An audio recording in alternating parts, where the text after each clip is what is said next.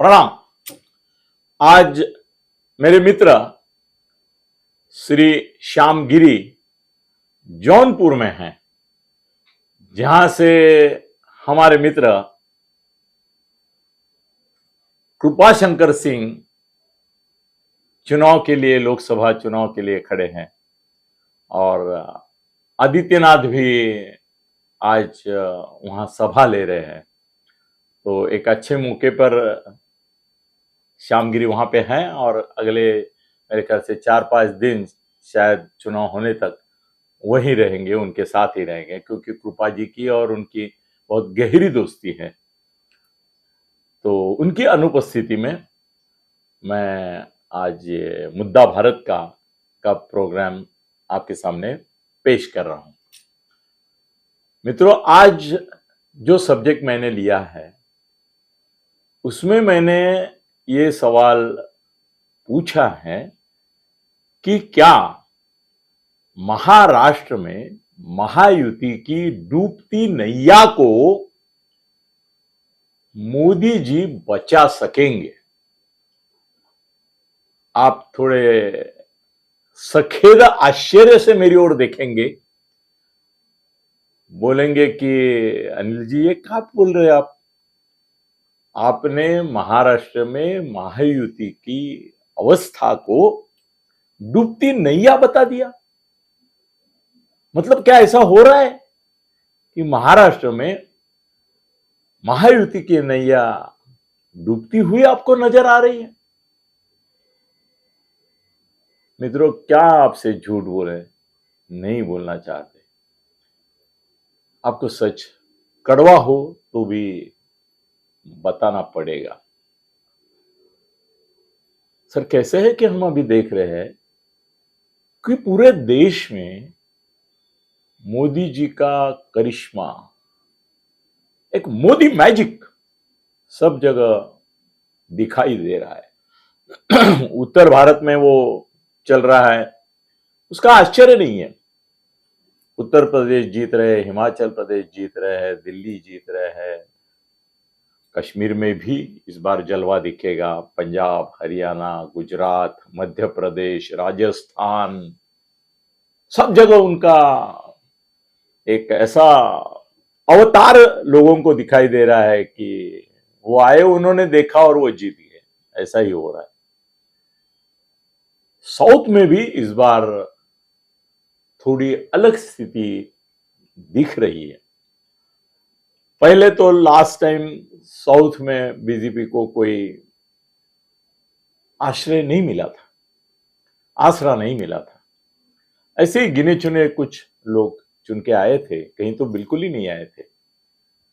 मगर इस बार ऐसा अंदेशा है, ऐसा अंदाज है, ऐसी आशा है, अपेक्षा है, इच्छा तो है ही कि केरल, तमिलनाडु, आंध्र, तेलंगाना, ओडिशा, कर्नाटक और अभी साउथ में बंगाल तो नहीं आता, वैसे उड़ीसा भी टेक्निकली नहीं आता है, मगर यहां सब जगह बीजेपी का करिश्मा मोदी जी की वजह से अच्छा चलेगा और बीजेपी की सीटें लक्षणीय आएंगी।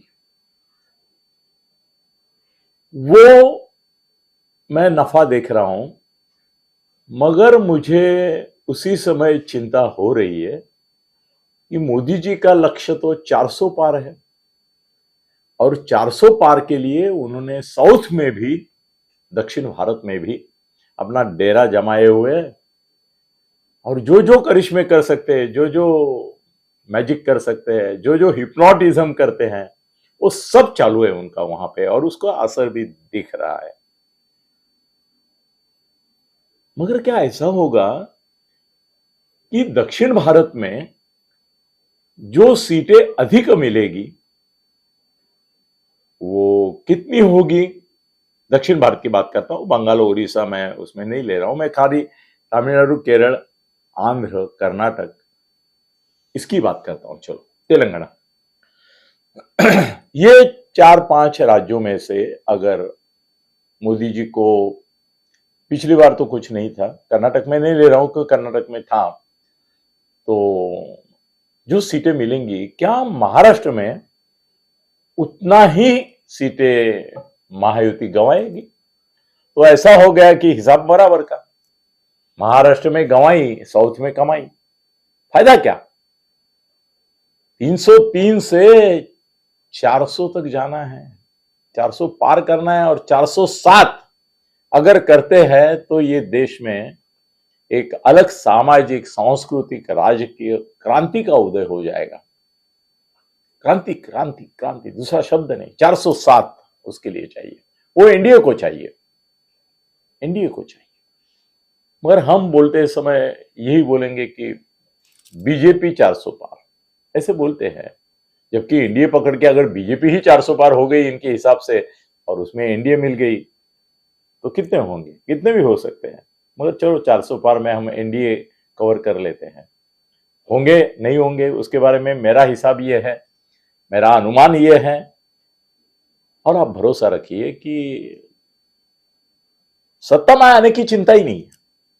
तो 272 तो कुछ चिंता ही नहीं है, 300 भी चिंता नहीं है, 303 पिछली बार मिले थे, इस बार किसी भी हालत में अगर आप 400 की बात करते हैं तो आपको 325 से 350 तो मिलना ही चाहिए बीजेपी को। और मेरा अनुमान यह है कि 325 350 तक मिलेंगे। मेरे परम मित्र और वैसे गुरु भी भूत तुलसीकर का भी यही कहना है कि 325 से 350 जगह है बीजेपी को मिलेगी। मगर मुझे डर है कि महाराष्ट्र में महायुति की स्थिति कैसे रहेगी। मैंने डूबती नैया बोला, इसका अर्थ स्पष्ट है कि पिछली बार 41 थे, उससे कितने कम होंगे तो ये नैया डूबने लगी है, ऐसा हम बोलेंगे। 41 थी 48 में से, तो 41 में से अगर 10 भी कम हो गई, मतलब 31 तक गई, तो मेरे हिसाब से ये नैया जो है वो 25% हो गए ना। 10 सीट मतलब 40 समझते हैं, 41, तो 10 सीट मतलब 25% नैया में पानी घुस गया, नया डूबना शुरू हो गया। 25% विधानसभा में क्या होगा उसके बारे में बाद में सोचेंगे, और अगर 25% पानी भर गया और नैया उतनी डूबी तो ये डूबती नैया ही होगी। और ऐसा होगा, ऐसा अनुमान लोग लगा रहे हैं। हम उद्धव ठाकरे और शरद पवार इनके बारे में हम बोल रहे थे कि इसे फिनिश पार्टी को, पार्टी इज ओवर, खत्म हो गई पार्टी। शरद पवार के प्रति भी कोई सहानुभूति नहीं, उद्धव के प्रति कोई सहानुभूति नहीं। संजय राउत तो भौंकने वाला कुत्ते की तरह भौंक रहा है और उसका कोई असर नहीं हो रहा है, ऐसा हम मान रहे थे। मगर कुछ चीजें ऐसी हो गई है कि जिसकी वजह से शरद पवार और उद्धव ठाकरे एक व्यक्ति रह गए, शक्ति नहीं रह गए, फिर भी जन सामान्यों में उनके प्रति नहीं प्यार, मगर महायुति के प्रति वैफल्य, थोड़ा शब्द मैं संभल के यूज कर रहा हूं, नफरत नहीं शब्द यूज कर रहा हूं, मैं बोल रहा हूं एक वैफल्य है, निराशा है।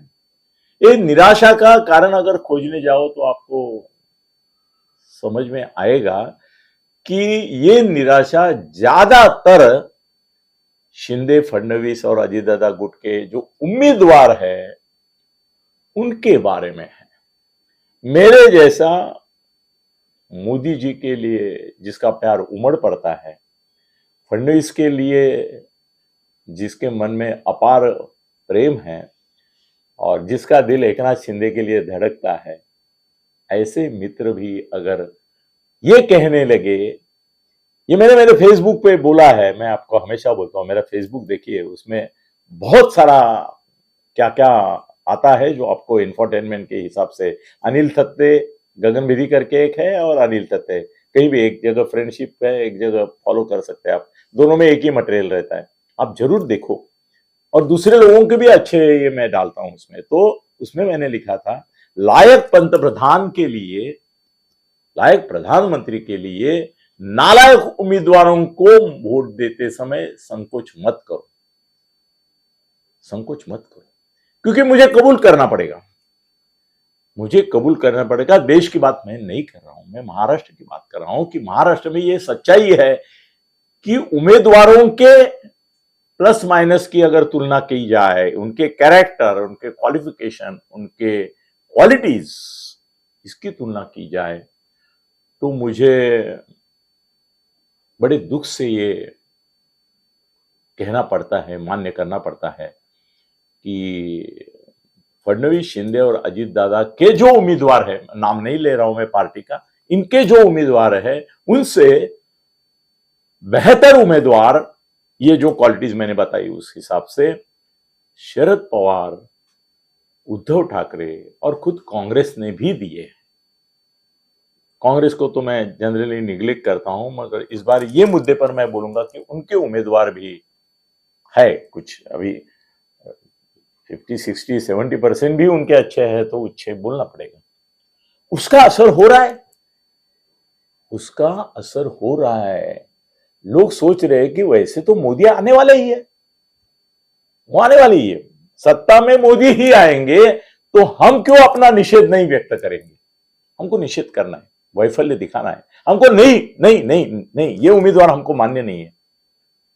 ये एक चिंता का विषय है कि उम्मीदवारों का चयन शिंदे फडणवीस और अजीत दादा ने सही नहीं किया है, बहुत जगह। और जो गिरेंगे उसमें शायद ऐसा हो सकता है कि जो उम्मीदवार ऐसे है कि जिनके बारे में गलत कंट्रोवर्सीज है, वो पहले गिरेंगे। फिर भी फटका तो बीजेपी को बैठेगा, डूबती नैया बीजेपी की और महायुति की होगी। दूसरा एक मैं देख रहा हूं कि महाराष्ट्र में बीजेपी, शिंदे और तुम्हारे अजीत दादा के लोग वो चैतन्य, उत्साह, ऊर्जा और शिस्त, डिसिप्लिन नहीं दिखा रहे हैं जो एक इलेक्शन में दिखाना जरूरी है। उसके बिना वोटर आते भी नहीं है और वोट करते भी नहीं है, और उनको प्रवृत्त किया भी नहीं जाता है। हमने तो क्या क्या सुना था, पन्ना प्रमुख तक की बात सुनी थी, मगर किधर रोड पे दिखाई नहीं दे रहे। पुणे जैसे सिटी में 52% वोट होता है, 48% लोग जाते ही नहीं है। ये इसका उदाहरण है कि प्रवृत्त करने वाले, प्रेरणा देने वाले लोग उस दिन निकले नहीं उनको प्रेरणा देने के लिए, चलो करने के लिए।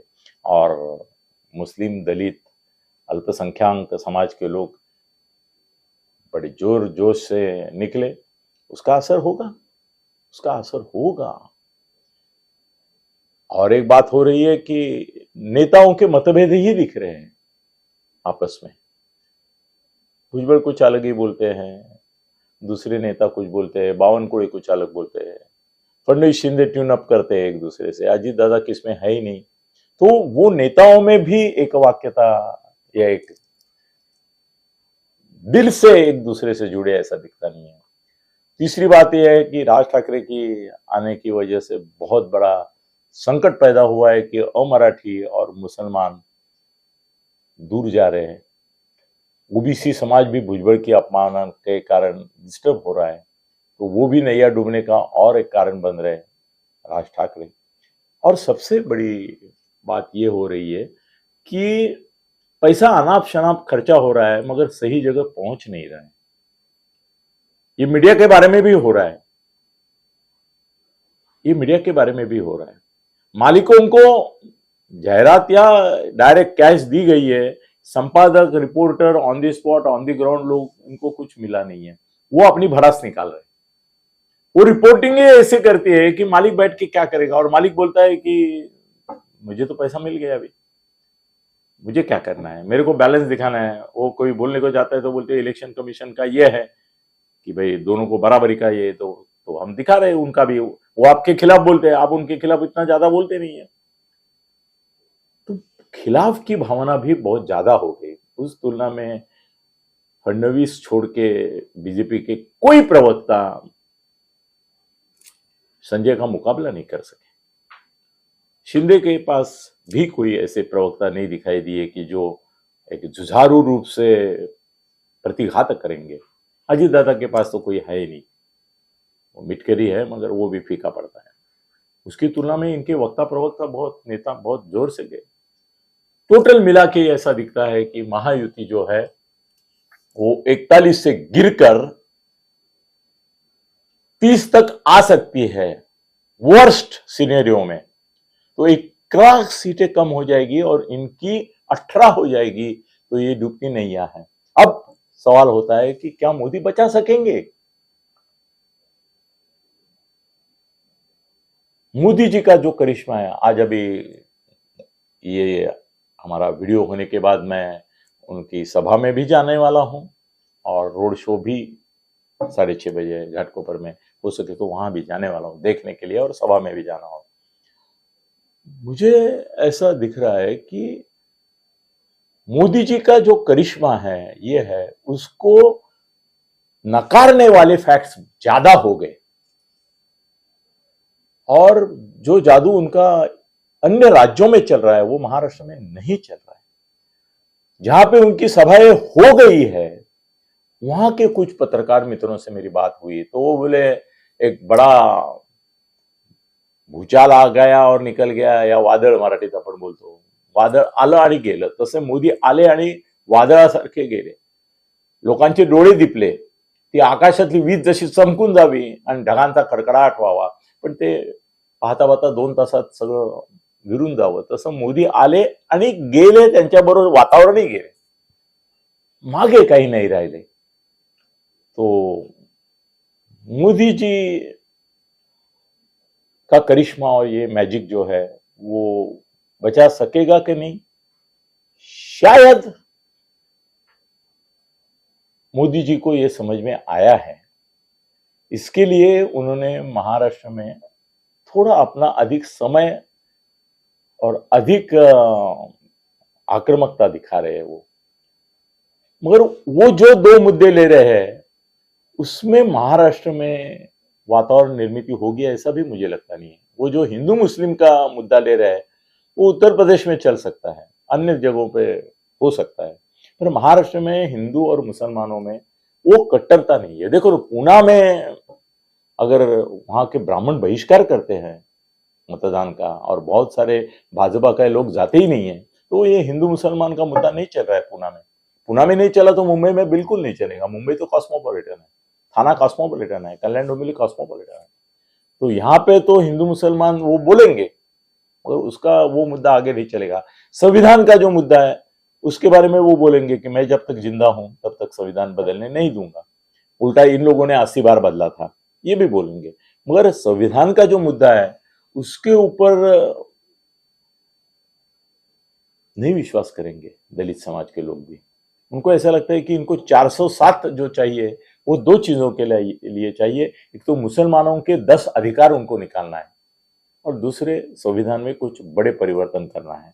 वो एक जो गोबेल्स टाइप अपप्रचार किया गया उसका इफेक्ट लोगों पे दिख रहा है महाराष्ट्र। तो कुल मिला के मोदी जी का मैजिक जो है वो जितना उत्तर भारत में चला, इवन दक्षिण भारत में चला, उतना महाराष्ट्र में चल नहीं रही है। तो ये नैया डूबने से वो बच जाएंगे, मगर नैया डगमगती रहेगी और जो 45 का दावा कर रहे थे वो 35 के आगे भी गए। तो जय राम जी की।